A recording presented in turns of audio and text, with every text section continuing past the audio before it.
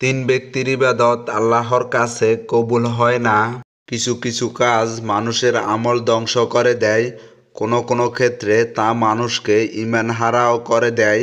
তাই নেক আমলের পাশাপাশি ওইসব অভ্যাসগুলো ত্যাগ করতে হবে যেগুলো আমাদের আমলকে ধ্বংস করে দিতে পারে। এমন কয়েকটি অভ্যাস নিয়ে এই ভিডিওতে আলোচনা করা হলো। রাসূলুল্লাহ সাল্লাল্লাহু আলাইহি ওয়াসাল্লাম বলেছেন, তিন ব্যক্তির নামাজ তাদের মাথার এক বিঘত উপরে উঠে না। যে ব্যক্তি জনগণের অপছন্দ হওয়া সত্ত্বেও তাদের ইমামতি করে, যে নারী তার স্বামীর অসন্তুষ্টি সহ রাত যাপন করে এবং পরস্পর সম্পর্ক বিচ্ছিন্নকারী দুই ভাই। ইবনে মাজাহ হাদিস নাম্বার 971। অন্য হাদিসে ইরশাদ হয়েছে, রাসূলুল্লাহ সাল্লাল্লাহু আলাইহি ওয়াসাল্লাম বলেছেন, তিন ব্যক্তির নামাজ তাদের কান ডিঙ্গায় না, কবুল হয় না। পলায়নকারী দাস যে পর্যন্ত তার মালিকের কাছে ফিরে না আসে, যে মহিলা তার স্বামীর বিরাগ নিয়ে রাত কাটায় এবং যে ইমামকে তার সম্প্রদায়ের লোকেরা পছন্দ করে না।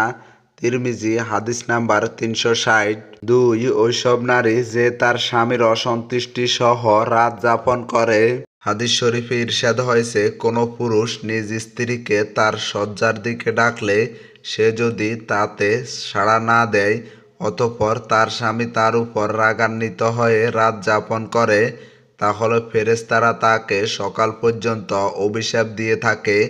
সহিহ বুখারী হাদিস নাম্বার 3237।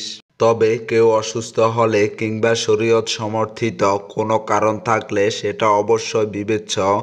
মহান আল্লাহ কারো সাধ্যের বাহিরে কোনো কিছু কারো উপর চাপিয়ে দেন না।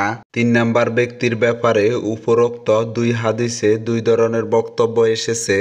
এক, পরস্পর সম্পর্ক ছিন্নকারী দুই ভাই। দুই, পলায়নকারী দাস যে পর্যন্ত তার মালিকের কাছে ফিরে না আসে। বর্তমান যুগে যেহেতু দাস প্রথা নেই, তাই এই বিষয়টা আর আলোচনার প্রয়োজনীয়তা রাখে না। কিন্তু শরীয়ত সমর্থিত কোনো কারণ ছাড়াই কোনো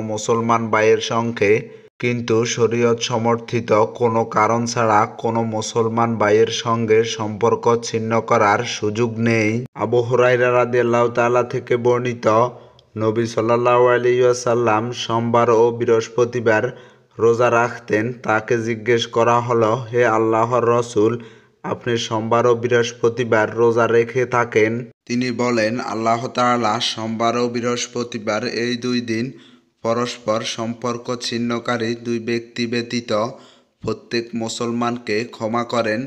তিনি ফেরেশতাদেরকে বলেন, তারা সন্ধিতে আবদ্ধ অবধি তাদের ত্যাগ কর। ইবনে মাজাহ হাদিস নাম্বার 1740। তাই নিছক নিজের হীন স্বার্থে কোনো মুসলমান ভাইয়ের সঙ্গে সম্পর্ক ছিন্ন করার অবকাশ নেই। যদি শুধু আল্লাহর জন্য কারো সঙ্গে সম্পর্ক করা জরুরি হয়ে পড়ে সেটা ভিন্ন কথা।